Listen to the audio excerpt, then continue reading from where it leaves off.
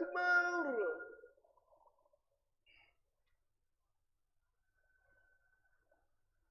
أشهد أن لا إله إلا الله.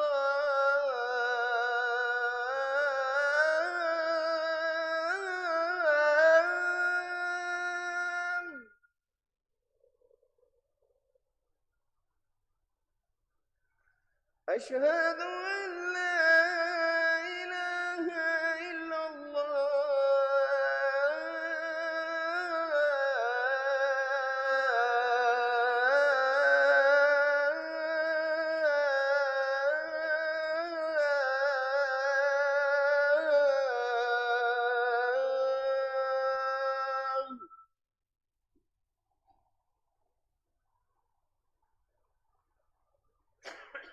أشهد أن محمدا رسول الله.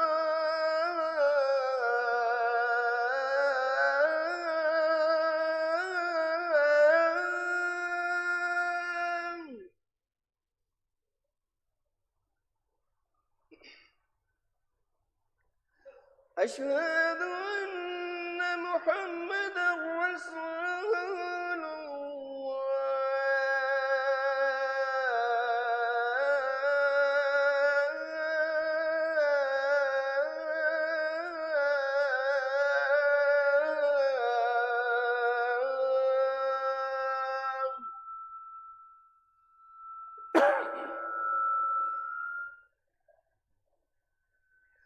حي على الصلاة.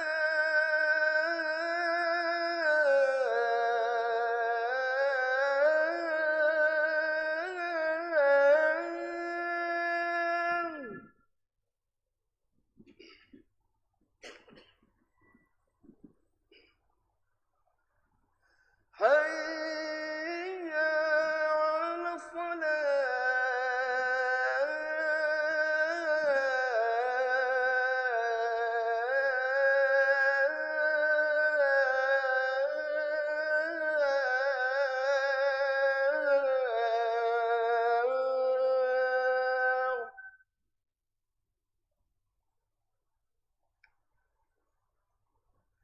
حي على الفلاح.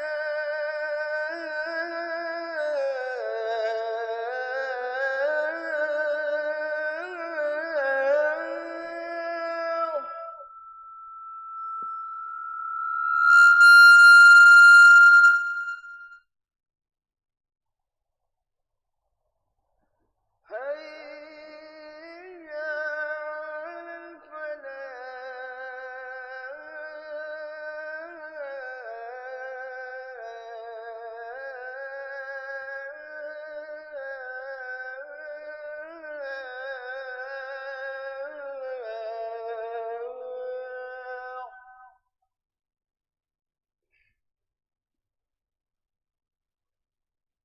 الله أكبر.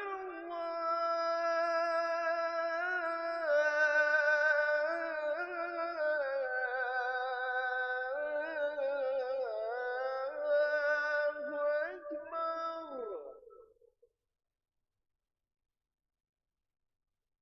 لا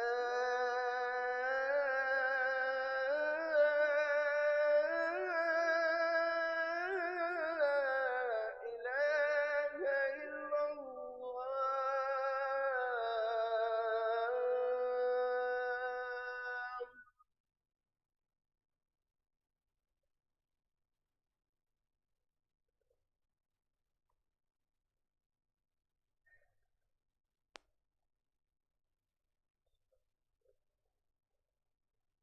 محمد الوسيلة والفصيلة وصوتا محمودا رضينا بالله ربا وبالإسلام.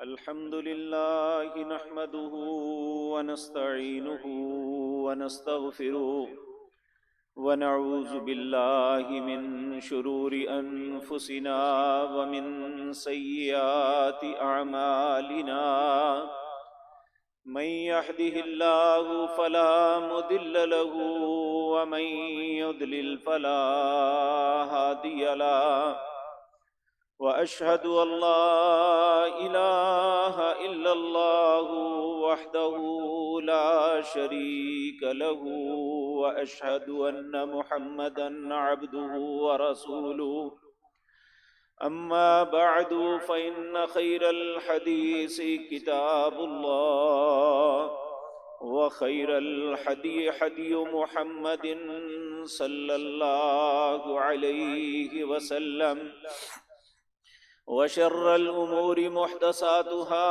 وكل محدثة بدعة وكل بدعة ضلالة وكل ضلالة في النار رب اشرح لي صدري ويسر لي أمري واحلل عقدة من لساني يفقهوا قولي اللهم انفعنا بما علمتنا وعلمنا ما ينفعنا وزدنا علما رب أوزعني أن أشكر نعمتك التي أنعمت علي وعلى والدي وأن أعمل صالحا ترضاه وأصلح لي في ذريتي إني تبت إليك وإني من المسلمين أعوذ بالله السميع العليم من الشيطان الرجيم بسم الله الرحمن الرحيم إنما الصدقات للفقراء والمساكين والعاملين عليها والمؤلفة قلوبهم وفي الرقاب والغارمين وفي سبيل الله وابن السبيل فريضة من الله والله عليم حكيم.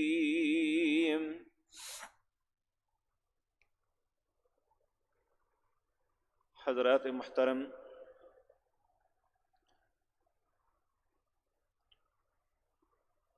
اس کائنات کے اندر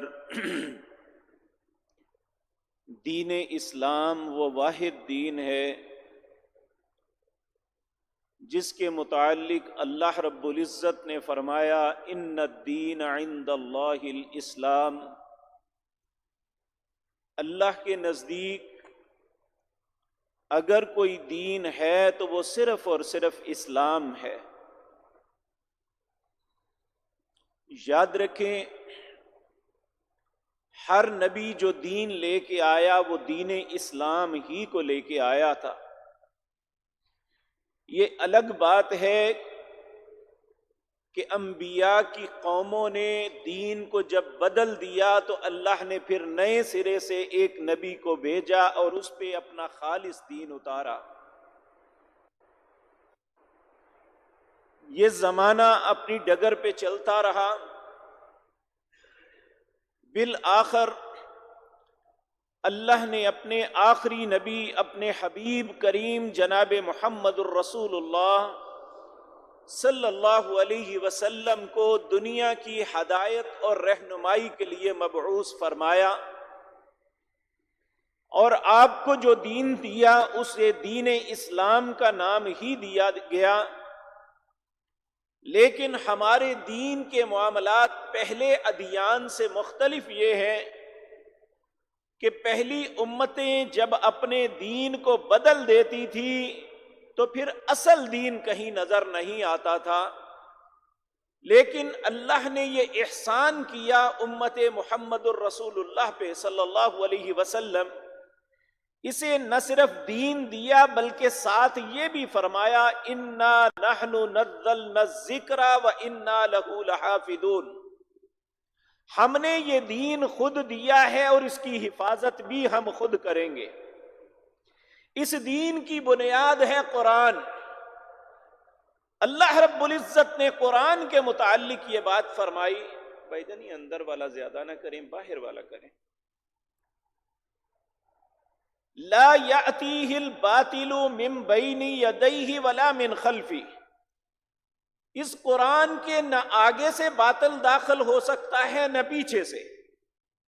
یہ قرآن آج سے 1400 سال پہلے جس طرح ہمارے پیارے نبی جناب محمد الرسول اللہ پہ نازل ہوا صلی اللہ علیہ وسلم، اس کا ایک ایک لفظ، اس کی ایک ایک نقطہ، اس کی ایک ایک زبر اور پیش اسی طرح ہے جس طرح اللہ نے جناب محمد الرسول اللہ پہ نازل کی تھی۔ یہ اسلام ایک ایسا دین ہے جو ہماری زندگی کے جتنے بھی معاملات ہیں ان سارے معاملات میں ہماری رہنمائی کرتا ہے۔ وہ ہماری عبادات ہے، وہ ہماری معاشیات ہے، وہ ہماری معاشرت ہے، وہ ہمارا خاندانی نظام ہے، وہ علی ھذا القیاس ایک فرد سے لے کر پوری ملت تک انسان نے اپنی زندگی کو کیسے گزارنا ہے، اللہ رب العزت نے اپنے حبیب کریم پر یہ قرآن نازل کر کے سب کچھ بتا دیا۔ تفصیلا لکل شیء، اللہ نے اس قرآن میں ہر چیز کی تفصیل بیان کی، اور اس کی تشریح، اس کا حق اس کائنات میں صرف ایک شخصیت کو ہے، اور ان کا نام محمد الرسول اللہ ہے صلی اللہ علیہ وسلم۔ اللہ رب العزت نے قرآن کریم میں یہ خود بیان فرمایا کہ ہم نے صرف قرآن کو نازل ہی نہیں کیا، ثم ان علینا بیانا، ہم نے اس کا بیان، اس کی تفصیل، اس کی تفسیر آپ کو سکھائی۔ نبی مکرم اللہ ہزاروں کروڑوں درود و سلام بھیجے آپ پر، آپ نے ہماری زندگی کے ہر معاملے میں ہماری رہنمائی فرما دی۔ میرے عزیز بھائیوں، اس میں کوئی شک نہیں کہ اسلام ہماری زندگی کے ہر معاملے میں ہماری رہنمائی کرتا ہے، لیکن یاد رکھیں اسلام کی جو عمارت ہے یہ 5 چیزوں پہ قائم ہے، اس کی بنیاد 5 چیزوں پہ ہے۔ نبی مکرم صلی اللہ علیہ وسلم نے فرمایا، لوگوں اگر اسلام کو بنانا چاہتے ہو تو بنی الاسلام علی 5، اسلام 5 چیزوں سے بن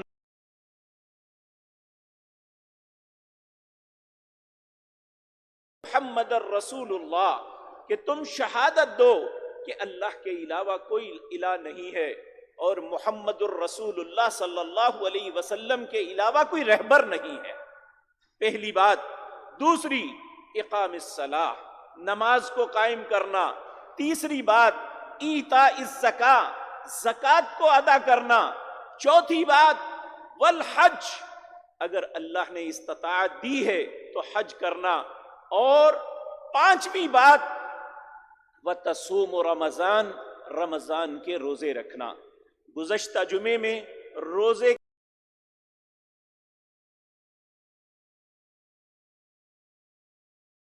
آج کی مجلس زکوٰۃ کے متعلق عرض کرنی ہے۔ یہاں یہ بات یاد رکھیں، 4 چیزیں ایسی ہیں جو سیدنا آدم علیہ السلام سے لے کر جناب محمد الرسول اللہ صلی اللہ علیہ وسلم پر ہر نبی، 1,24,000 نبی اور 315 کتابیں ہیں، کوئی بھی ایسی کتاب نہیں جس میں ان 4 چیزوں کی فرضیت نہ ہو۔ اللہ نے ہر قوم پہ یہ فرض کی ہیں۔ نمبر 1 نماز، نمبر 2 روزہ، نمبر 3 قربانی، نمبر 4 اپنے مال میں سے اپنے ہی غریب بھائیوں کو حق ادا کرنا۔ یہ 4 چیزیں ایسی ہیں جو ہر امت میں فرض تھی۔ اور یاد رکھیں اللہ کا قانون ہے، یہ اصول ہے۔ اللہ فرماتے ہیں اگر میں ساری دنیا کو مالدار بنا دیتا یا ساری دنیا کو غریب بنا دیتا تو یہ دنیا کا نظام نہیں چل سکتا تھا۔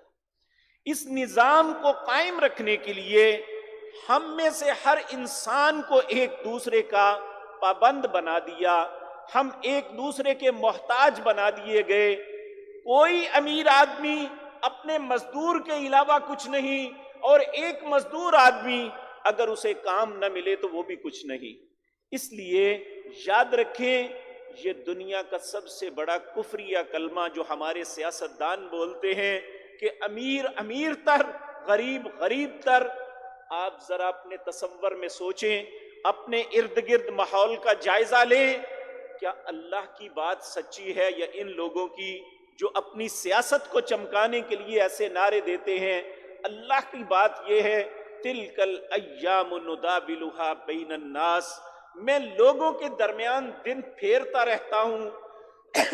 کل کا لینڈ لارڈ، کل کا مل آنر آج مزدوری کرنے پہ مجبور ہے، اور کل کا مزدور آج بہت بڑی بڑی بڑی ملوں کا مالک ہے. کیا ہم اپنی آنکھوں سے اپنے معاشرے میں یہ نہیں دیکھتے؟ تو اللہ رب العزت ہمیں یہ سمجھا رہے ہیں کہ یہ بات یاد رکھو، یہ تمہارے پاس تھوڑا یا زیادہ جتنا بھی رزق ہے یہ تمہاری عقل کی وجہ سے نہیں ملا، تمہاری راز کی وجہ سے نہیں ملا، تمہاری کاریگری کی وجہ سے نہیں ملا، بلکہ اس رزق کی تقسیم کرنے والا میں ہوں. ان اللہ هو الرزاق، بے شک تمہیں رزق دینے والا اللہ ہے. ذو القوت المتین، اور اس کی کمانڈ اینڈ کنٹرول بھی اس کے ہاتھ میں ہے. یبسط الرزق لمن یشاء ویقدر، جس کے رزق کو چاہتا ہے کم کر دیتا ہے، جس کے رزق کو چاہتا ہے دراز کر دیتا ہے، زیادہ دے دیتا ہے. اس میں نہ تعلیم کا دخل ہے، نہ کاریگری کا دخل ہے، نہ عقل و دانش کا دخل ہے. اللہ چاہے تو ایک ایسا شخص جو مجلس میں بیٹھ کے اچھے طریقے سے بات بھی نہیں کر سکتا، اسے اربوں خربوں کا مالک بنا دے، اور ایک پی ایچ ڈی کو اس کی فیکٹری میں لکھنے کے لیے ملازم بنا کے بٹھا دے. یہ اس اللہ کی مرضی ہے. جب یہ سب کچھ ہمیں یہ بات سمجھ آ جائے کہ یہ سب کچھ اللہ کے ہاتھ میں ہے، تو پھر اللہ نے اس رزق کی، اس مال و دولت کی تقسیم کا ایک نظام بنایا ہے جسے نظام زکوٰۃ کہتے ہیں. اور یاد رکھیں عمومی طور پہ جب اس کے متعلق بات کی جاتی ہے تو ساتھی سمجھتے ہیں کہ اب یہ پیسے مانگے گا، ہم سے یہ بٹورے گا. واللہ باللہ سمت اللہ، یہ بات بتانا ہر اس مالدار کی خیر خواہی ہے جسے اللہ نے اپنے فضل سے یہ انعام عطا کیا ہے. کیونکہ میں قرآن کی چند آیات آپ کے سامنے رکھتا ہوں تاکہ بات کو سمجھنے میں آسانی آ جائے. یہ سورت روم ہے، یہ سورت روم 21ویں پارے میں ہے. اس کی آیت نمبر 38 اور 39. اللہ حکم دے رہے ہیں فَآتِ ذَا الْقُرْبَى حَقَّهُ وَالْمِسْكِينَ وَابْنِ السَّبِيلِ، اپنے قریبیوں کا خیال رکھنا، مسکین کو عطا کرنا. مسکین وہ شخص ہوتا ہے جو مزدوری کرتا ہے، ملازمت کرتا ہے، لیکن اس کی اجرت اتنی نہیں بنتی کہ وہ آسانی سے اپنا گھر چلا سکے. تو کہا فَآتِ ذَا الْقُرْبَى، سب سے پہلے اپنے قریبیوں کو دیکھنا ہے، اپنے بہن بھائیوں کو، حتیٰ کہ اپنی بیٹیاں جو دوسرے گھروں میں چلی جاتی ہیں ان کے حالات کیا ہیں، اپنی بہنوں کے کہ ان کے حالات کیا ہیں، چچا اور خالو ماموں ان کی اولادوں کو دیکھنا ہے. سب سے پہلے اللہ کا حکم یہ ہے فَآتِ ذَا الْقُرْبَى. اگر اللہ نے آپ کو دولت کی نعمت سے نوازا ہے تو سب سے پہلے فَآتِ ذَا الْقُرْبَى، اپنے قریبیوں کو دینا ہے. دوسرا حق، یہ نہیں سمجھنا کہ ہم نے کوئی احسان کیا ہے، بلکہ ان کا ہم پہ حق ہے کہ ہم نے انہیں عطا کرنا ہے. پھر والمساکین، اپنے معاشرے کے اندر ان لوگوں کو دیکھنا ہے. یہ پیشہ ور فقیروں کی بات نہیں ہو رہی، وہ مسکین جو کام کرتا ہے لیکن اس کے پاس اتنی اجرت نہیں ہوتی کہ وہ اپنے گھر کو اچھے طریقے سے چلا سکے. کہا اب اس کا حق ہے کہ اسے دینا ہے. وابن السبیل، اسی طرح وہ مسافر جس کے پاس زاد راہ ختم ہو جائے، بے شک وہ اپنے گھر میں مالدار کیوں نہیں، اس کا حق ہے کہ اسے دیا جائے.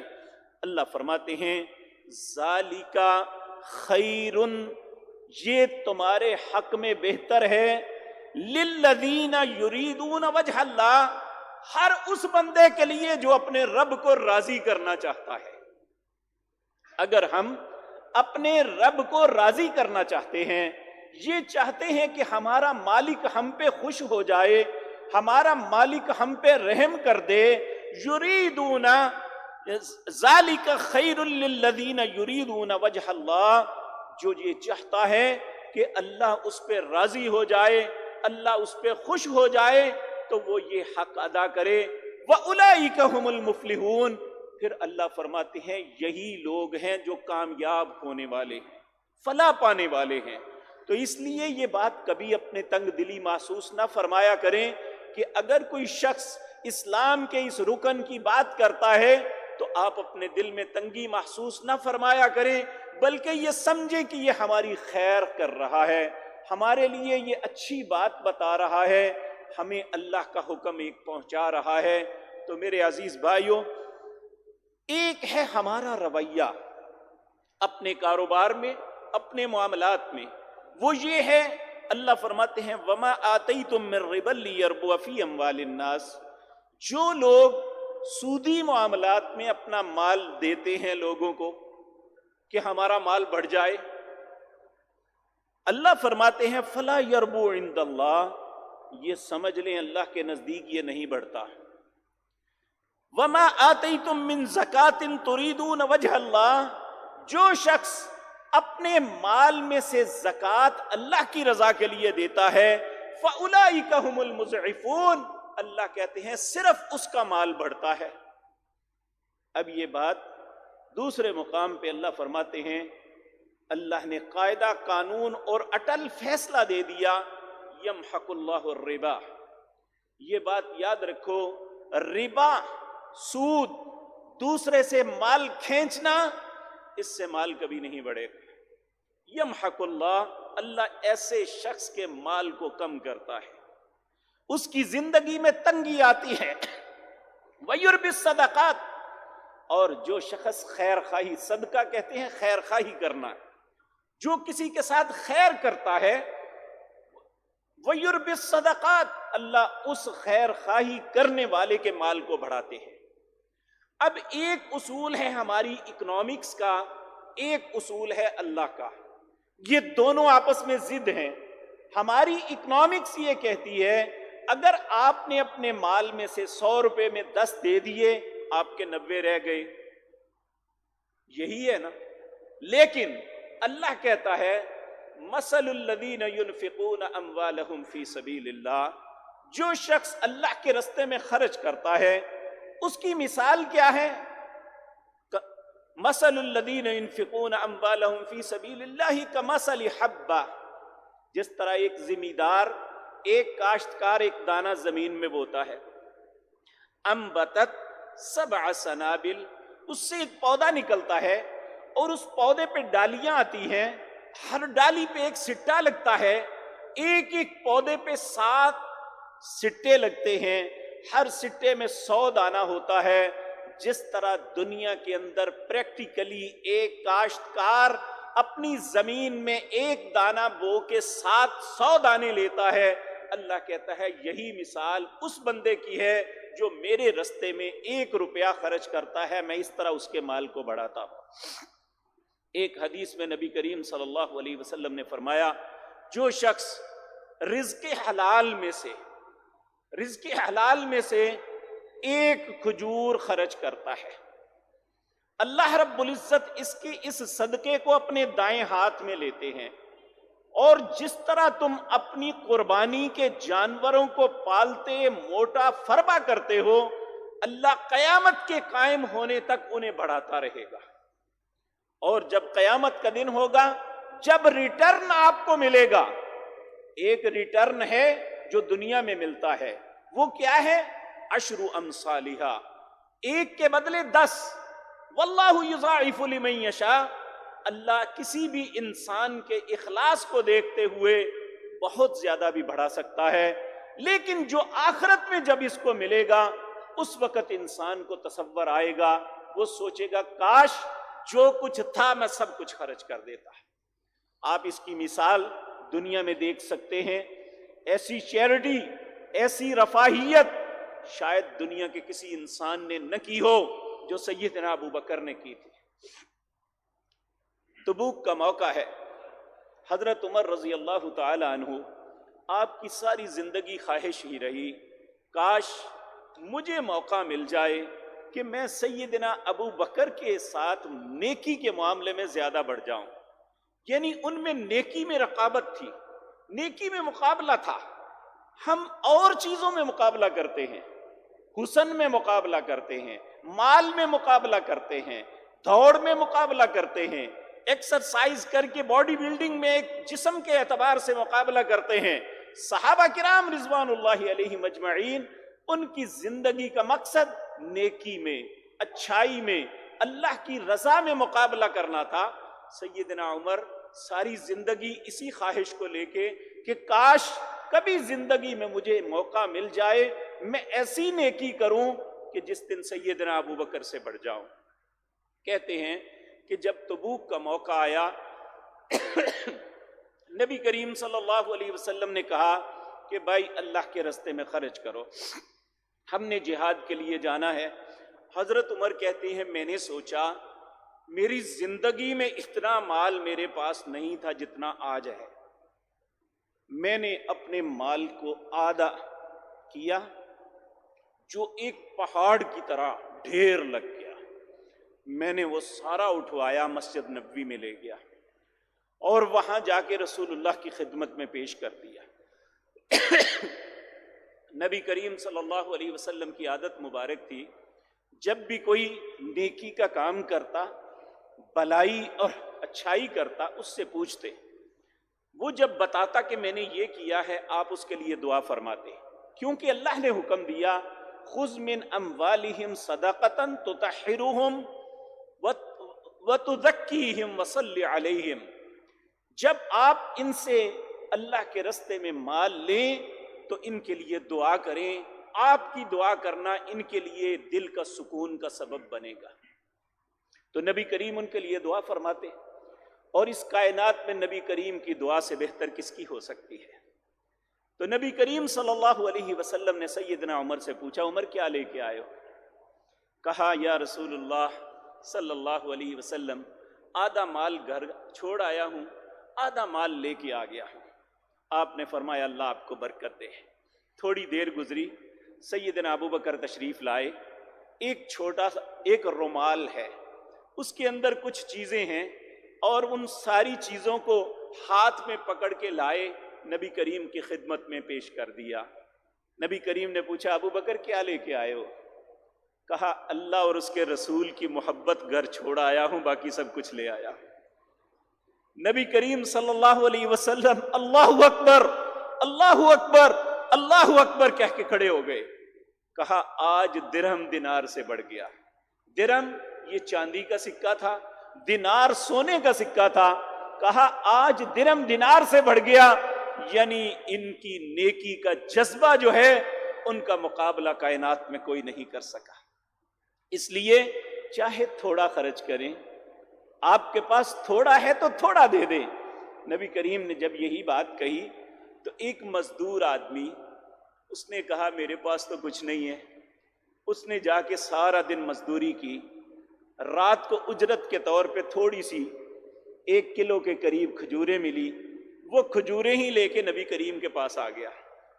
جب لوگوں نے دیکھا تو ہنس پڑے، لو جی ایک ہی لے کے آیا جی. نبی کریم صلی اللہ علیہ وسلم کو جب علم ہوا تو آپ صلی اللہ علیہ وسلم نے فرمایا اس کی کھجوریں میرے پاس لاؤ. لائی گئی. آپ نے وہ اپنے ہاتھ مبارک سے پکڑ کے پورے مال کے اوپر بکھیر دی. کہا جو تمہارا اخلاص ہے تم سب سے بڑھ کے اس بندے کا اخلاص ہے جس نے سارا دن مزدوری کر کے پھر بھی اللہ کے راستے میں دینے کے لیے دے دیا.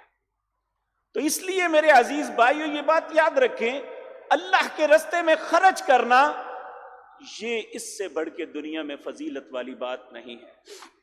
نبی کریم صلی اللہ علیہ وسلم نے فرمایا الصدقۃ رد البلاء، یہ جو صدقہ ہے یہ تمہاری تکلیفوں مصیبتوں کو بچانے کے لیے اللہ نے دیا ہے تمہیں، یہ تکلیفوں کو دور کر دیتا ہے.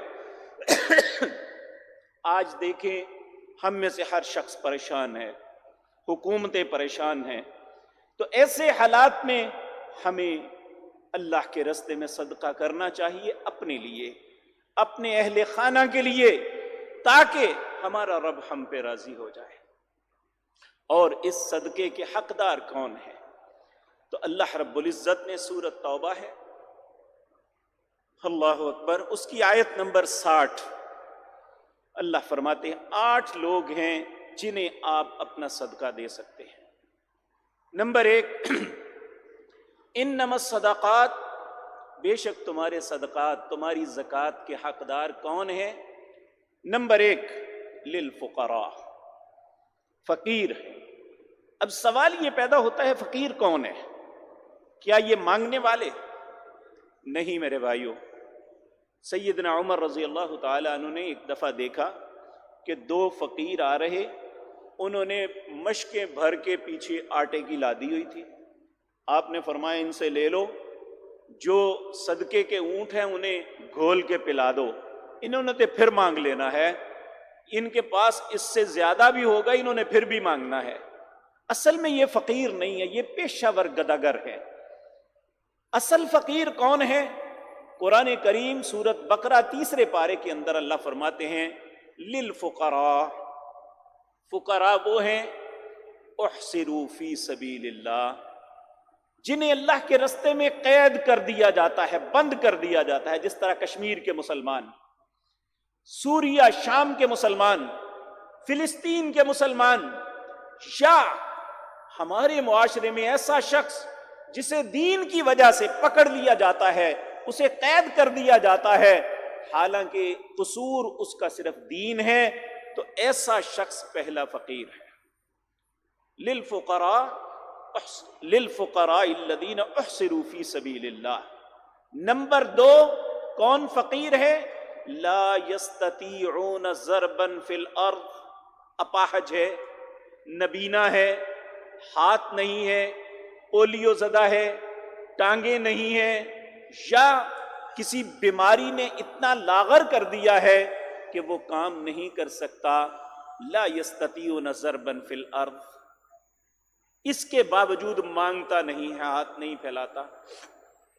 یحسبهم الجاہل اغنیاء من التعفف، ایسا سفید پوش جو کسی کو اپنا غم، اپنی پریشانی، اپنے گھر کے حالات نہیں بتاتا، اس کی چہرے کی پریشانی کو دیکھ کے لوگوں کو علم ہوتا ہے کہ یہ کسی معاملے میں پریشان ہے.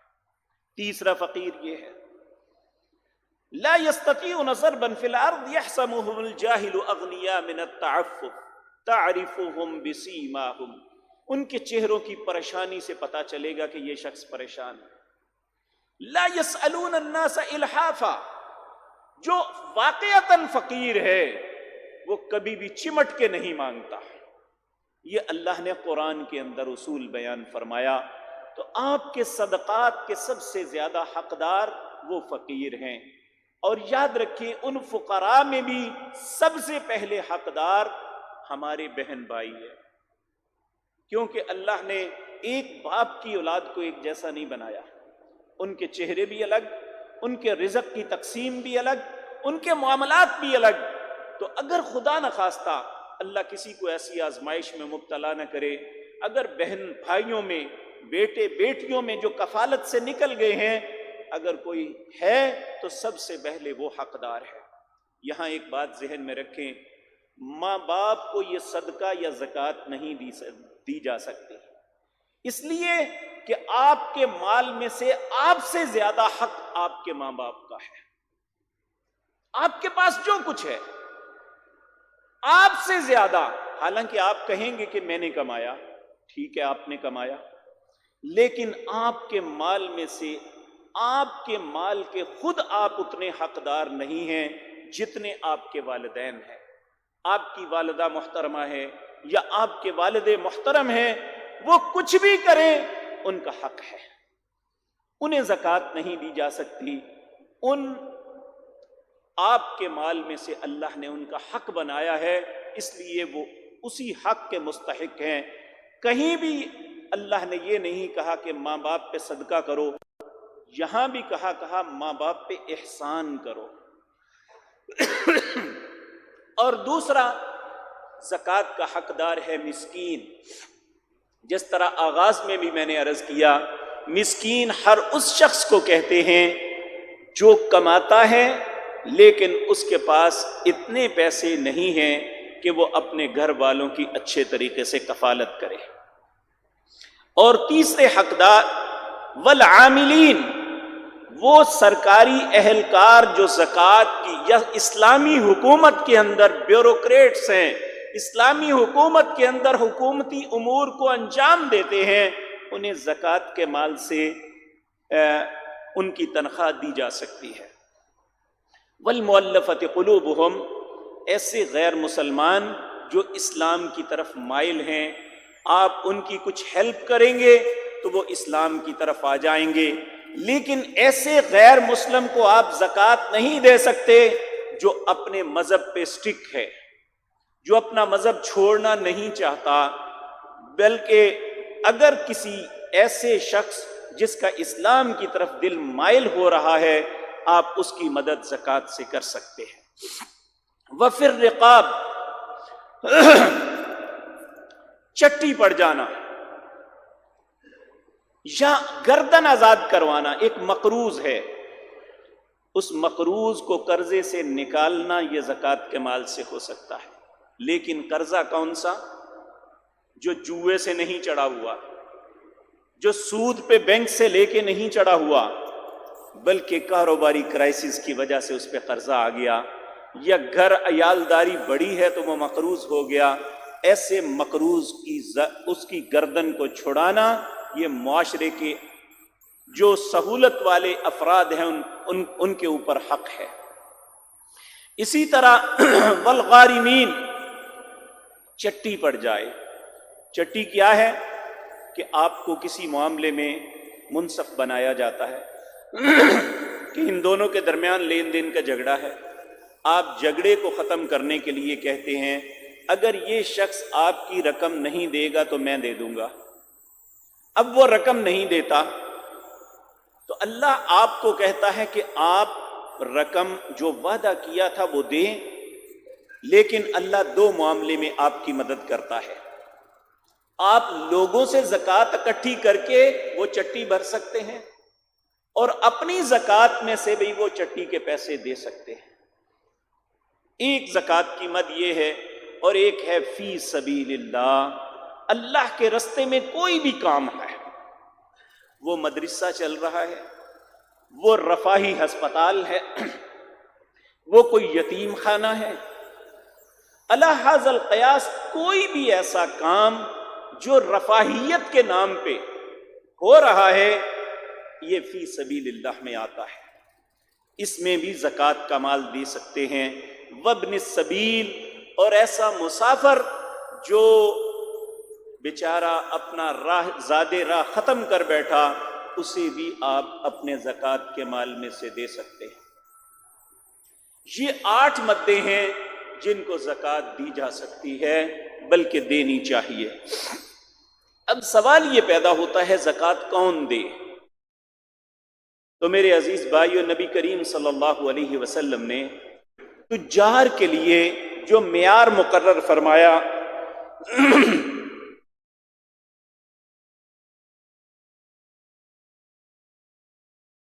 وہ ہے 7.5 تولے سونا۔ اگر کسی بندے کے پاس 7.5 تولے سونے کے برابر راس ہے یا اس کے پاس سونا ہے تو اس پہ زکوٰۃ فرض ہو جاتی ہے۔ اب 7.5 تولے کتنا بنتا ہے؟ آپ 91,000 روپیہ آج کا ریٹ ہے خالص سونے کا، یہ تقریباً 6.25 لاکھ روپے بنتے ہیں۔ اگر کسی بندے کی راس اتنے پیسے ہیں تو اس پہ زکوٰۃ پھر فرض ہو جاتی ہے۔ اگر اس سے کم ہے، یعنی اس کی ٹوٹل اماؤنٹ راس کی، اس کے پاس سونا، نقد یا اس کی دکان کا سامان، اگر یہ سب کچھ اس سے کم ہے تو اس پہ زکوٰۃ نہیں ہوگی۔ تو ہمارے ہاں اللہ نے بہت سے لوگوں کو ایسی سہولتیں دی ہیں۔ سب سے پہلے سونے کی زکوٰۃ، سونا 4 قسموں میں ہے۔ ایک ہے جو بسکٹ ہوتا ہے، اس کا اس وقت ریٹ ہے 1,04,000 روپے۔ اس کی 1 تولے کی زکوٰۃ جو ہے 2,600 روپے بنتی ہے۔ ایک ہمارے ہاں کا بنا ہوا خالص سونا ہے، اس کا اس وقت ریٹ 91,000 روپیہ ہے، اس کی 2,275 روپے زکوٰۃ بنتی ہے۔ ایک نیا زیور بنا کے رکھا ہوا ہے تو اس نئے زیور کے اوپر زکوٰۃ ہوگی 1,980 روپے۔ ایک ہمارا استعمال شدہ زیور ہے جو روٹین میں ہماری خواتین پہنتی، رکھتی، سنبھالتی، سب کچھ ہوتا ہے، اس کی فی تولہ زکوٰۃ 1,895 روپے بنتی ہے۔ یہ ہے سونے کی۔ اب ایک ہوتا ہے ہمارا کاروبار۔ کاروبار کے معاملے میں یہ یاد رکھیں، سب سے پہلے ٹریڈنگ ہے۔ ٹریڈنگ کے اندر انسان نے کس طرح حساب کرنا ہے؟ سب سے پہلے اپنا مال گنے گا جو بھی دکان پہ ہے، ڈیکوریشن نہیں گنی جائے گی، دکان کی عمارت نہیں گنی جائے گی، اس زمین کی قیمت نہیں گنی جائے گی، اس کے اندر جو مال ہے اس کو گنا جائے گا۔ اب کچھ پیسے ایسے ہوتے ہیں جو ہر دکاندار نے لوگوں سے لینے ہوتے ہیں، وہ جو لینے ہیں وہ اپنے مال کو گن کے اس میں جمع کر لیں۔ کچھ پیسے ایسے ہیں جو پیچھے پارٹیوں کو دینے ہوتے ہیں، ان کو اس مال میں سے نکال لیں تو وہ آپ کی راس بن جائے گی۔ اس میں سال میں 1 دن مقرر کر لیں جب آپ نے اس مال کو گن لینا ہے، جس دن آپ نے گننا ہے اس دن کے مطابق آپ اس کی زکوٰۃ دے دیں۔ وہ 1,00,000 روپے کی 2,500 روپیہ ہوگی۔ جتنے بھی کروڑوں میں ہیں، اربوں میں ہیں، اس کے مطابق زکوٰۃ ادا کی جائے گی۔ اسی طرح ایک فیکٹری آنر ہے، فیکٹری میں کچھ خام مال بنا ہوتا ہے، کچھ راب مال ہوتا ہے، یہ دونوں مال گننے ہیں۔ مشینری پہ زکوٰۃ نہیں ہے، بلڈنگ پہ زکوٰۃ نہیں ہے، جس جگہ پہ کام کر رہے ہیں اس کی قیمت پہ زکوٰۃ نہیں ہے۔ اس پہ ہے جو آپ کا خام مال ہے، جو آپ کا راب مال ہے، اور جو آپ کے پاس نقد اثاثے ہیں، چاہے وہ سونے کی صورت میں ہے یا روپوں کی صورت میں، اس ساری چیزوں کو آپ نے لکھ لینا ہے۔ پھر آپ نے وہ پیسے جو لوگوں سے لینے ہیں وہ اس میں جمع کر لینے ہیں، اور وہ پیسے نکال دینے ہیں جو آپ نے دینے ہیں۔ یہ آپ کی اصل زر، اصل اثاثہ بن جائے گا۔ اس میں سے 1,00,000 کے عوض 2,500 روپیہ آپ نے زکوٰۃ دینی ہے۔ یہاں یہ بات یاد رکھیں، ہمارے کھاتوں میں کچھ آئٹمز ایسی ہوتی ہیں جسے ڈیڈ آئٹم کہتے ہیں، کہ بعض پارٹیاں کام بھی نہیں کرتی، سال ہر سال سے پیسے بھی نہیں دیتی، تو ایسی صورت میں ان پیسوں کو آپ نے ڈیڈ کھاتے میں لکھ لینا ہے۔ جب تک وہ پیسے آپ کو نہیں ملیں گے تب تک اس کی زکوٰۃ آپ پہ نہیں ہے۔ جب وہ پیسے مل جائیں گے پھر اس کی زکوٰۃ آپ نے دینی ہے۔ اسی طرح کچھ بھائی دستی قرض حسنہ کے طور پہ کچھ پیسے اپنے دوست احباب کو دے دیتے ہیں، یا کسی ضرورت مند کو اسے ضرورت پڑی وہ آپ سے لے لیتا ہے۔ تو جو پیسے آپ نے قرض حسنہ جس سے آپ کوئی فائدہ نہیں لے رہے، آپ کسی بھی انسان کو دیتے ہیں تو جب تک وہ پیسے آپ کو واپس نہیں ملتے آپ پہ اس کی زکوٰۃ نہیں ہے۔ اسی طرح تجارت کی ایک ذریعہ ہے کاشتکاری۔ کاشتکاری میں جہاں زکوٰۃ ہے 1,00,000 میں 2,500 روپیہ، لیکن جب ہم کاشتکاری میں کریں گے سبزیوں اور پھلوں پہ زکوٰۃ نہیں، اناج پہ زکوٰۃ ہوتی ہے اور کھجور بھی اناج میں ہے۔ اگر ایک شخص وہ آسمانی پانی سے اس کی زمین سیراب ہوتی ہے تو وہ 10 من میں سے 1 من عشر دے گا۔ اگر وہ پانی قیمتاً یعنی بجلی کے ذریعے، کنویں کے ذریعے، نہری آبیانہ دے کے پانی خرید کے لگاتا ہے پھر 20 من میں سے 1 من اس کا عشر ہوگا۔ آج کنک کاٹی ہے، بہت سے ذمہ دار لا علمی کی وجہ سے ایسا نہیں کر پاتے۔ اللہ نے برکت ہی اس میں رکھی ہے کہ جب اللہ کا حق دے دیا جائے۔ پیچھے شہباز شریف کے دور میں ایک دفعہ پنجاب میں ایک چیلنج ہوا کہ جو شخص سب سے زیادہ محنت کرے گا اور اس کی زمین سے سب سے زیادہ جو گندم آئے گی اسے انعام دیا جائے گا۔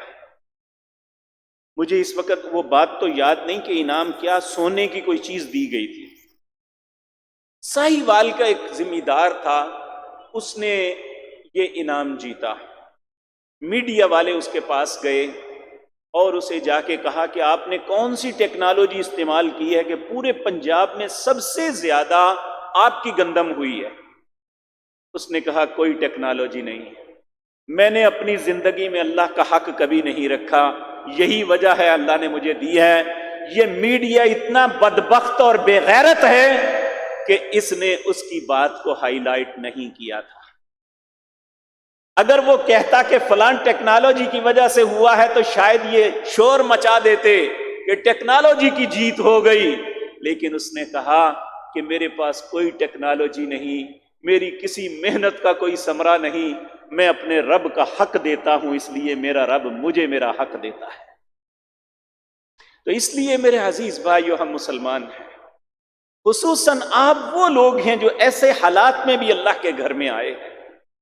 میں اللہ کی قسم کھا کے کہتا ہوں، مجھے اپنے رب پہ پورا بھروسہ ہے، انشاءاللہ جب لوگ رو رہے ہوں گے، اپنے ہاتھوں کو کاٹ رہے ہوں گے، اللہ اپنے ان بندوں کو جو ان سخت حالات میں بھی اپنے رب کو فراموش نہیں کرتے، اللہ قیامت کے دن بھی الگ کر کے کھڑا کر لے گا کہ تم میرے ہو۔ اور میرے عزیز بھائیوں، میں کسی کے لیے برا نہیں چاہتا، لیکن میں یہ آپ کو بتا دوں، جن لوگوں نے مسجدوں کو اجاڑا ہے وہ دنیا میں کہیں پہ بھی ہے، اللہ انہیں ضرور عبرت کا نشان بنا دے گا۔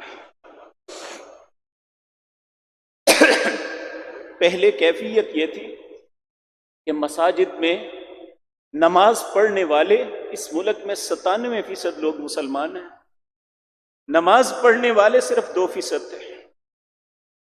اس رمضان میں پوزیشن یہ ہے کہ اگر 10 لائنیں پہلے ہوتی تھی اب 2 رہ گئی ہیں۔ کون ذمہ دار ہے ان کا؟ کون جواب دے گا؟ نیکی کا حق جو چھین لیا گیا کون بتائے گا؟ آج دنیا کے قانون تو شاید ان لوگوں کی حمایت کر دیں، کل اللہ کی عدالت میں کون حمایت کرے گا؟ جس اللہ کو نیکی کے علاوہ کوئی چیز پسند ہی نہیں۔ اللہ رب العزت نے اپنے حبیب کریم صلی اللہ علیہ وسلم کو کہا، اے میرے پیارے حبیب، 2 چیزوں کا مجھ سے سوال کرتے رہا کرو۔ کن 2 چیزوں کا؟ اللہم انی اسألک فعل الخیرات، اے اللہ میں تجھ سے سوال کرتا ہوں اچھے کاموں کے کرنے کا، وترک المنکرات، برے کاموں کے چھوڑنے کا تجھ سے سوال کرتا ہوں۔ پھر نبی کریم خود فرمایا کرتے تھے، اے اللہ اگر میں ایسا نہ کر سکا، میں اچھا کام نہ کر سکا، میں برائی سے بچ نہ سکا، اللہ اس سے بہتر ہے مجھے موت دے دینا ہے۔ آج زندگی کی بھیک کے لیے ہم نے نمازوں کو چھوڑا، زندگی کی بھیک کے لیے اللہ کے گھروں کو ویران کر دیا۔ اے مالک الملک ہمیں معاف کر دے، اللہ ہم پہ رحم کر دے۔ تو میرے عزیز بھائیوں، یہ زکوٰۃ یہ اسلام کے ستونوں میں سے ایک اہم ستون ہے، ہمیں اس ستون کو نہیں ڈھانا۔ ہاں، ایک بات عمومی طور پہ لوگ پوچھ رہے ہیں، اس میں کوئی شک نہیں، متوسط طبقے کے لیے انتہائی سخت حالات ہیں، ان کے کھاتوں میں پیسے موجود ہیں، پارٹیوں کے پاس ان کے پیسے موجود ہیں، لیکن گھر میں نقد رقم نہیں ہے۔ تو کہتے ہیں کیا کریں؟ ہر سال رمضان میں زکوٰۃ نکالتے تھے۔ اللہ رب العزت کبھی کسی بندے کو مجبور کسی بات پہ نہیں کرتا۔ آج نہیں، 10 دن بعد، مہینہ بعد، 2 مہینے بعد کاروبار کھولیں گے تو تب کر دینا۔ آج عزم کر لیں کہ انشاءاللہ جیسے ہی اللہ سہولت پیدا کرے گا، آج اگر سہولت ہے تو ابھی دے دیں، شاید اللہ اسی کی وجہ سے اور سہولت دے دے، اس سہولت میں جلدی کر دے، لیکن اگر نہیں ہے تو آپ اگلے وقت میں جا کے دے دینا، اللہ انشاءاللہ آپ کو رمضان کا ثواب ہی دے گا، کیونکہ یہ مجبوری کی وجہ سے ہے۔ آپ دیکھیں عمومی حالات میں ایسے نماز نہیں ہوتی، لیکن ہمیں بے بس کر دیا گیا، کعبۃ اللہ حرم سے لے کر ہر مسجد میں بے بس کر دیا گیا، حالانکہ پوری دنیا میں ایک کیس بھی ایسا نہیں نکلا جو مسجد میں نماز پڑھنے کی وجہ سے ہوتا۔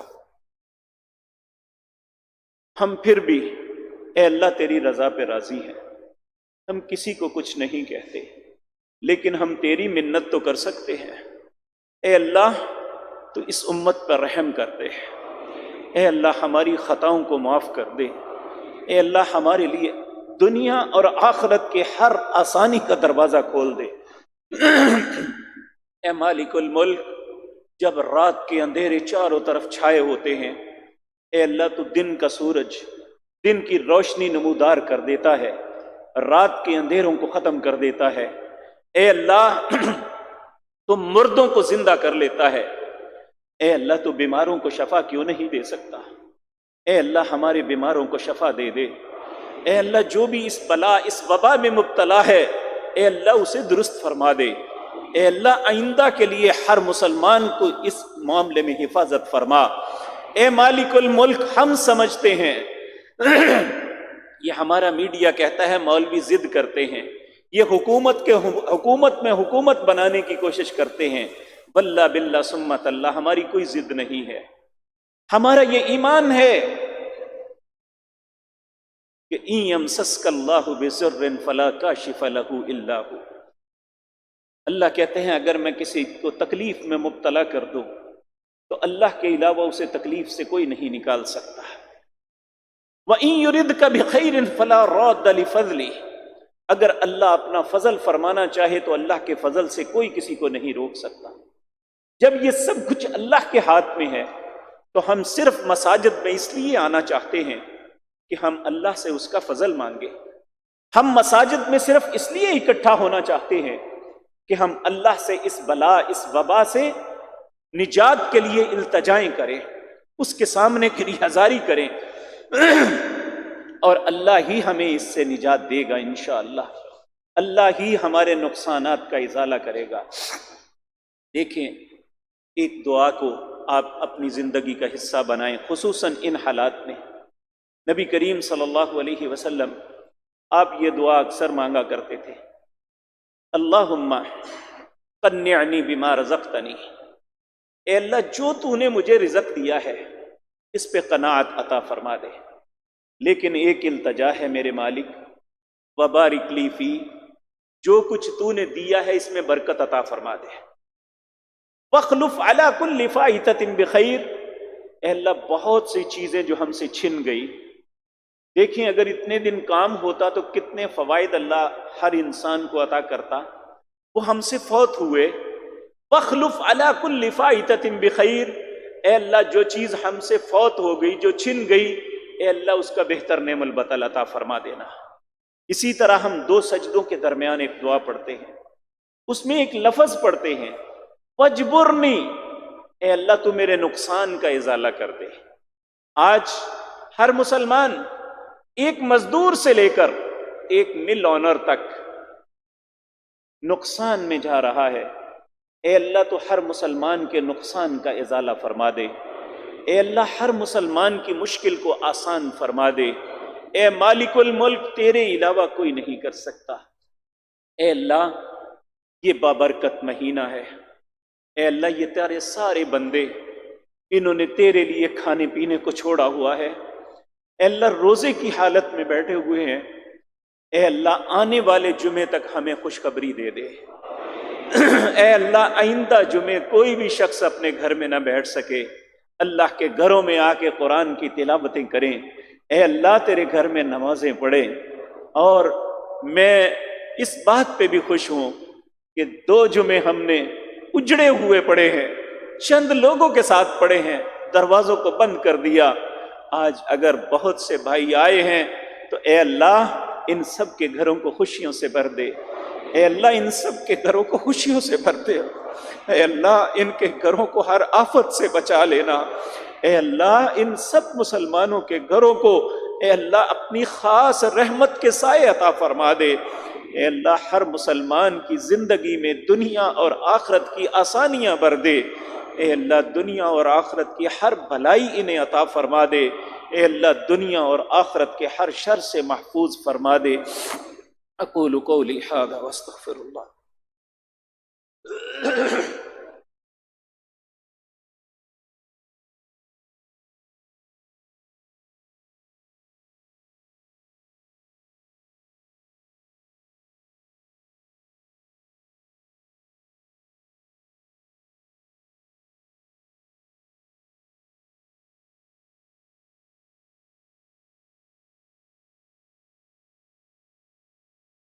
ان الحمد للہ نحمده ونستعینه ونستغفره ونعوذ باللہ من شرور انفسنا ومن سیئات اعمالنا من يهده الله فلا مضل له ومن يضلل فلا هادي له واشهد ان لا اله الا الله وحده لا شريك له واشهد ان محمدا عبده ورسوله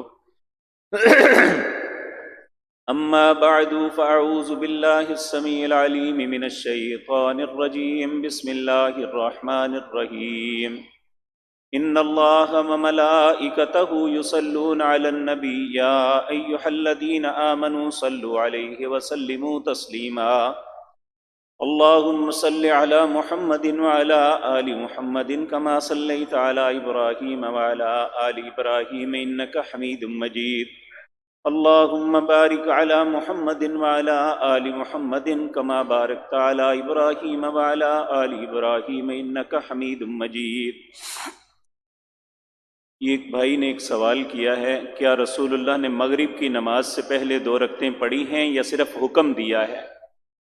میرے بھولے بھائی، کیا تم تصور کر سکتے ہو کہ اللہ کے رسول ایک بات کا حکم تو دیں لیکن خود نہ کریں؟ افسوس ہے آپ کی دانائی پہ، ایسا ممکن نہیں ہے. قرآن کریم میں سورۃ صف کے اندر اللہ فرماتے ہیں یا ایھا الذین آمنوا لم تقولون ما لا تفعلون.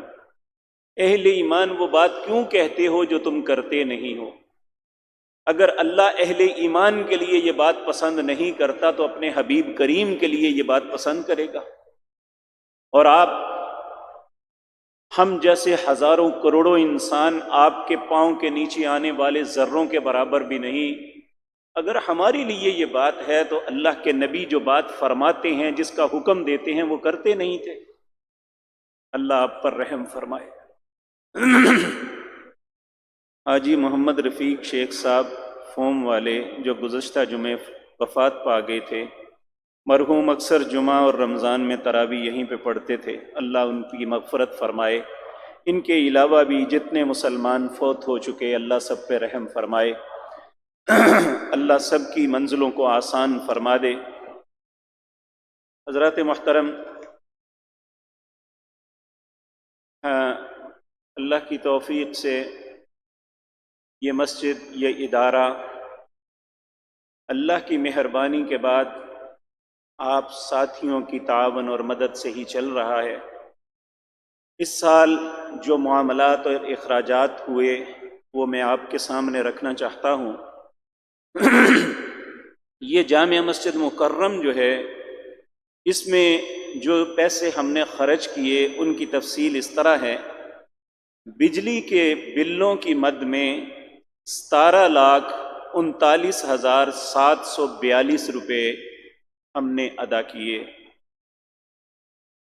گیس اور ایل پی جی، یہ سردیوں میں پانی کو گرم کرنا، یہ سارے معاملات، یہ 72,530 روپے اس مد میں خرچ ہوئے۔ جو کتب مختلف مواقعوں پہ تقسیم کی جاتی ہیں وہ 4,59,680 روپے کی ہوئی۔ یہاں 3 استاد ہیں، 6 عملہ صفائی ہے، 4 گن مین ہیں اور 24 ایسے نوجوان ہیں جو بغیر تنخواہ کے ہر جمعے اور رمضان کی ڈیوٹی کرتے ہیں۔ مسجد کے اندر ایک شعبہ ترجمۃ القرآن چلتا ہے مغرب کی نماز کے بعد، جسے شیخ الحدیث پروفیسر سعید کلیروی پڑھاتے ہیں۔ تقریباً 112 لوگ ہیں جو اس ترجمہ کلاس میں بیٹھتے ہیں۔ ناظرۃ القرآن کی کلاس تقریباً 80 بچے ہیں جو ناظرہ صبح شام پڑھتے ہیں۔ اس کی تعمیر و مرمت، اس اساتذہ کی تنخواہ اور دیگر معاملات میں 13,75,000 روپے خرچ ہوئے۔ اس کی تعمیر و مرمت یعنی مینٹیننس پہ 12,85,251 روپے خرچ ہوئے۔ بینک میں اس وقت موجود ہیں 6,72,278 روپے مسجد کی مد میں۔ جو ہمارا مدرسہ ہے اس کی رپورٹ یہ ہے، تقریباً 950 طلباء ہیں جو یہاں تعلیم حاصل کر رہے ہیں۔ اس سال 116 بچے ہیں جنہوں نے قرآن کریم حفظ کیا ہے۔ 55 قراء کرام ہیں جنہوں نے تجوید کے ساتھ قرآن مکمل کیا ہے۔ 18 علماء ہیں جنہوں نے 7 سالہ علوم اسلامیہ کورس مکمل کیا ہے۔ جامعہ کے اساتذہ کی تعداد 47 ہے۔ دیگر عملہ یعنی کچن میں کھانا وانا پکانے والے، صفائی والے لوگ، یہ 6 ہیں۔ اس میں شعبہ جات جو کام کرتے ہیں، علوم اسلامیہ، شعبہ تحفیظ القرآن، شعبہ تجوید و قرات، شعبہ دارالافتاء، شعبہ نشر و اشاعت۔ خواتین میں شعبہ ہے تفسیر القرآن و ترجمۃ القرآن، حدیث، گرامر، ناظرۃ القرآن، تجوید۔ یہ ساری خواتین کی تعداد 150 کے قریب ہے جو مختلف وقتوں میں پڑھتی ہیں۔ اس میں مدرسے کے معاملات میں جو خرچ ہوئے وہ بجلی کی بل کی مد میں 9,68,578 روپے خرچ ہوئے۔ سوئی گیس کے بلوں کی مد میں جو کچن میں تقریباً 400 بچے روزانہ 3 ٹائم کھانا کھاتے ہیں، 3,44,516 روپے سوئی گیس کے بلوں کے ادا کیے۔ ایل پی جی میں 5,25,440 روپے ادا کیے۔ بل فون 44,200 روپے۔ کتب کی مد میں جو طلباء کو، علماء کو جو ضرورت ہوتی ہے وہ ہم مہیا کرتے ہیں، یہ 10,32,525 روپے کی ہوئی۔ کچن کھاتا، کھانے کے جتنے اخراجات، اس میں آٹا ہے، دالیں ہیں۔ الحمدللہ گوشت خریدنے کی کبھی ضرورت نہیں پڑی۔ اللہ کی توفیق سے آپ لوگوں کی مدد سے ہی جو کچھ آتا ہے، تقریباً ہفتے میں 3 دن 4 دن گوشت پکتا ہے۔ کچن کھاتے میں 47,28,625 روپے خرچ ہوئے۔ تعمیر و مرمت میں 16,15,394 مینٹیننس پہ خرچ ہوئے۔ اساتذہ اور دیگر عاملے کی تنخواہ جن کی تعداد 53 لوگ ہیں، یہ 77,03,500 روپے خرچ ہوئے۔ بینک میں موجود ہیں 10,53,642 روپے۔ یہ ٹوٹل اخراجات جو ہوئے 1,80,16,420 روپے ہیں۔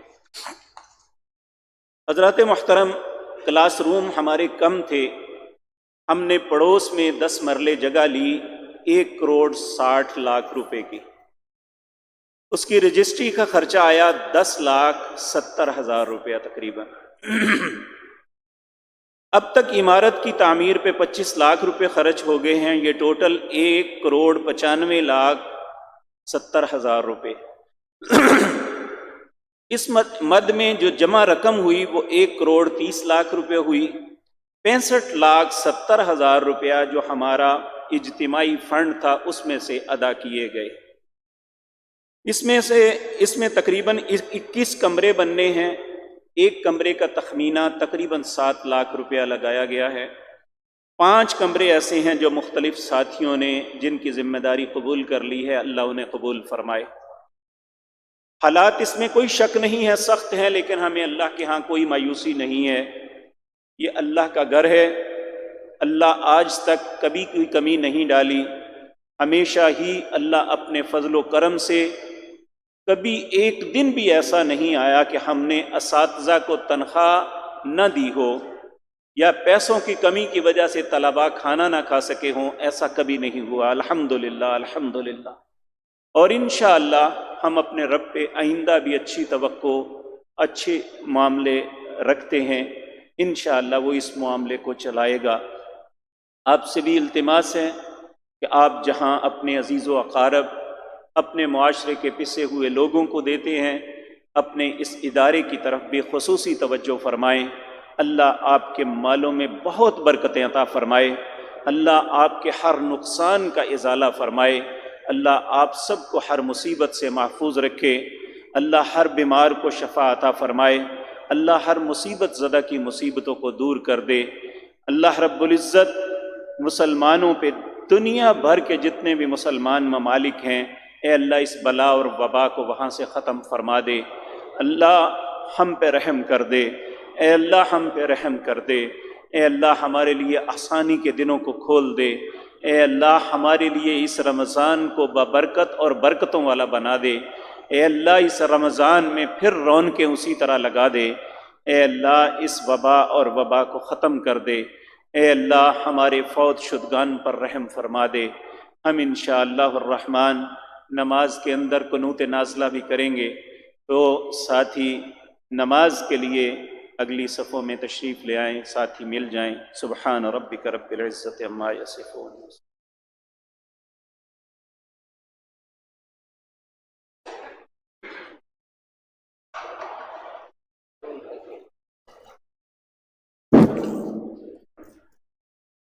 اللہ اکبر اللہ اکبر، اشہد ان لا الہ الا اللہ، اشہد ان محمد رسول اللہ، حی علی الصلاة حی علی الفلاح، قد قامت الصلاة قد قامت الصلاة، اللہ اکبر اللہ اکبر، لا الہ الا اللہ۔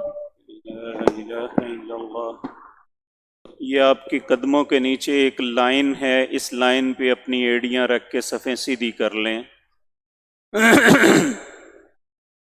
اس لائن پہ اپنی ایڑیاں رکھ کے صفیں سیدھی کر لیں۔ اگلی صفوں کو بھائی مکمل کر لیں۔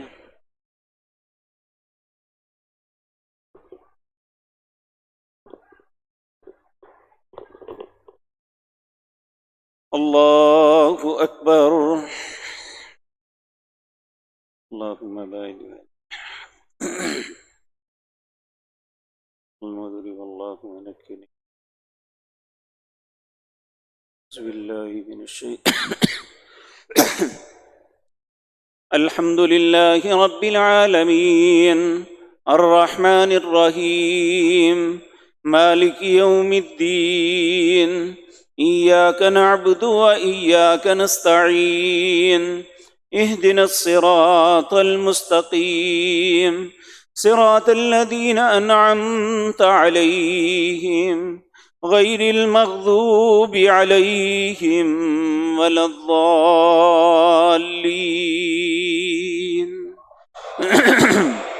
آمين.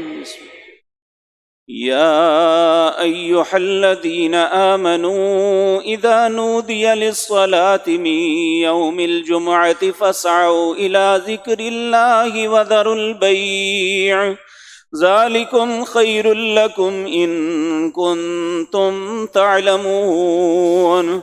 فإذا قضيت الصلاة فانتشروا في الأرض وابتغوا من فضل الله واذكروا الله كثيرا لعلكم تفلحون. وإذا رأوا تجارة أو لهوا انفضوا إليها وتركوك قائما قل ما عند الله خير من اللهو ومن التجارة والله خير الرازقين. الله أكبر.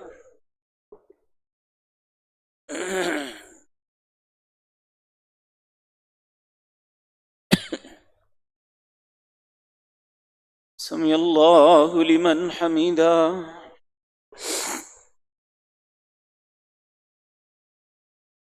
الله أكبر.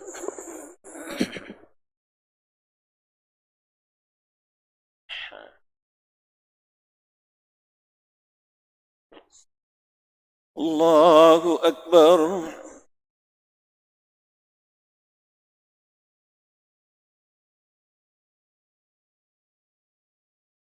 الله أكبر.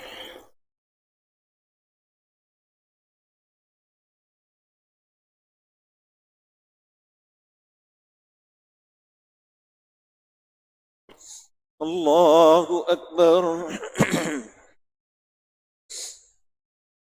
بسم الله.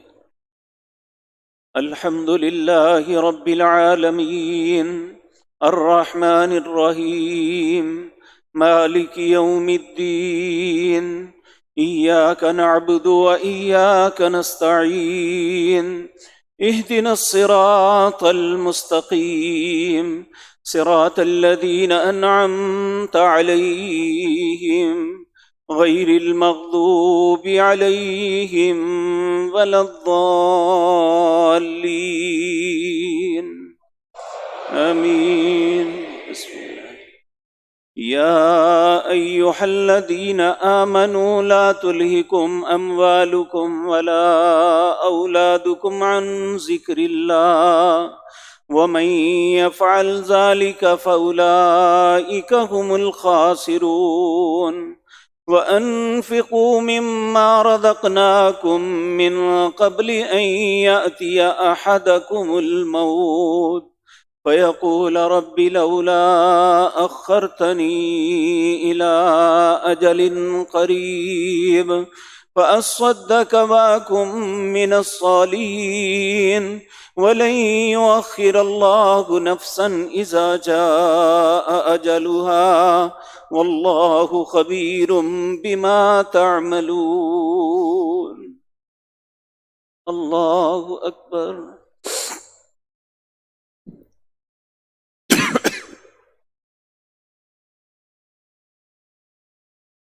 سمع الله لمن حمده.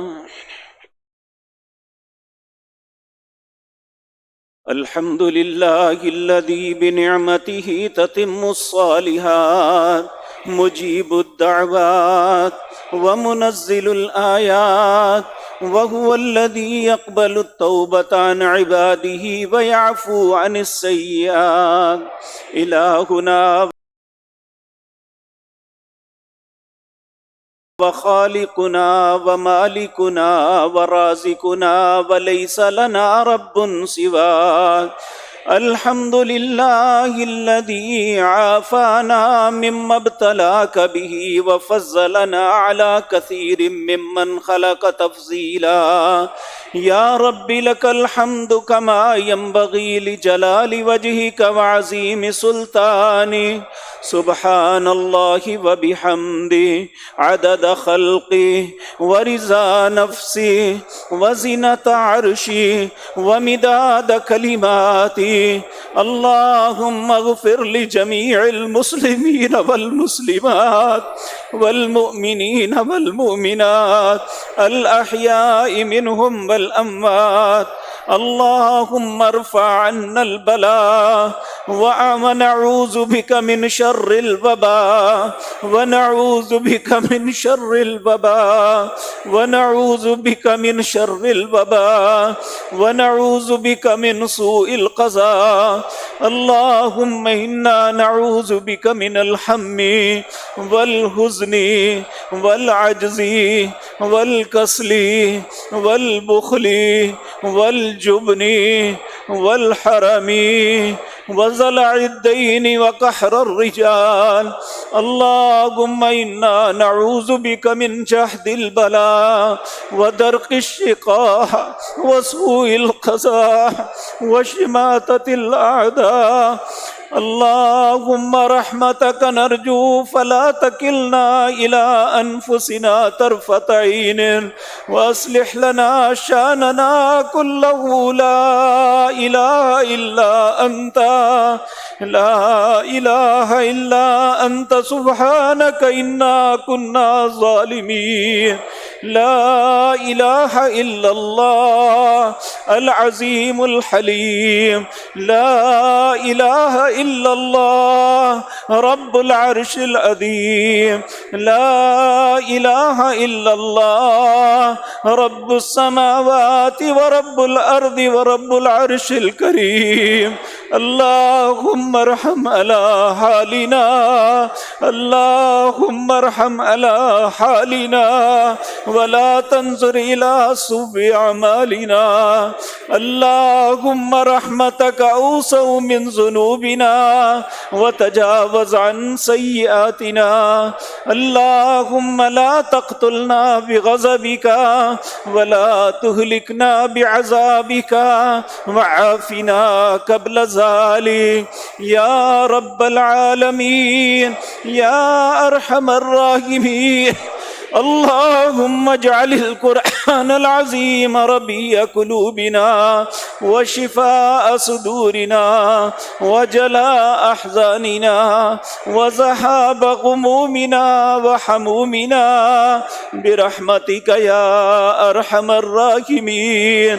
اللهم لا تدع لنا في مكامنا هذا ذنبا إلا غفرته ولا هما إلا فرجته ولا كربا إلا نفسته ولا دينا إلا قضيته ولا مبتلا إلا عافيته ولا مريضا إلا شفيته ولا مريضا إلا شفيته ولا مريضا إلا شفيته ولا ميتا إلا رحمته ولا شابا إلا أصلحته ولا ضالا إلا هديته ولا حاجة من حوائج الدنيا والآخرة. اللهم إنا نعوذ بك من زوال نعمتك وتحول عافيتك وفجاءة نقمتك وجميع سخطك وغضبك يا أرحم الراحمين. اللهم إنا نعوذ بك من البرص والجذام والجنون وسيء الأسقام. اللهم إنا نعوذ برضاك من سخطك وبمعافاتك من عقوبتك ونعوذ بك منك لا نحصي ثناء عليك أنت كما أثنيت على نفسك. يا رب العالمين يا أرحم الراحمين.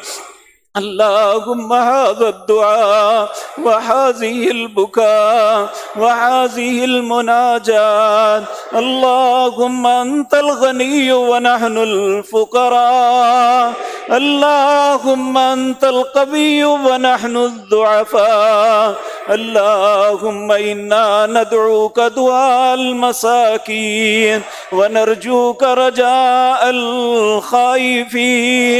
سبحان ربك رب العزة عما يصفون وسلام على المرسلين والحمد لله رب العالمين.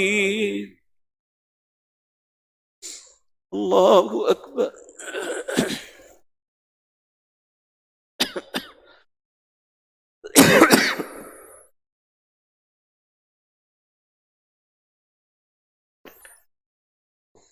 الله أكبر.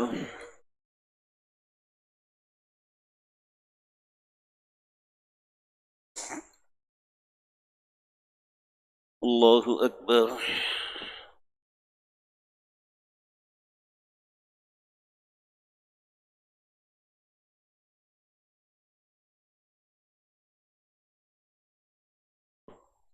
الله أكبر.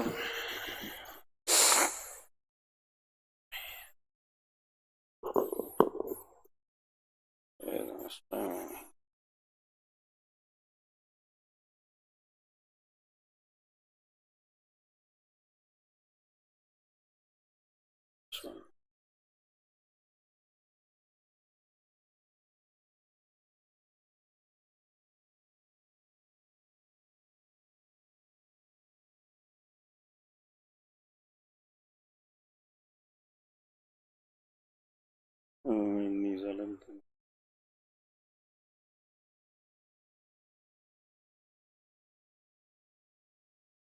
إنك.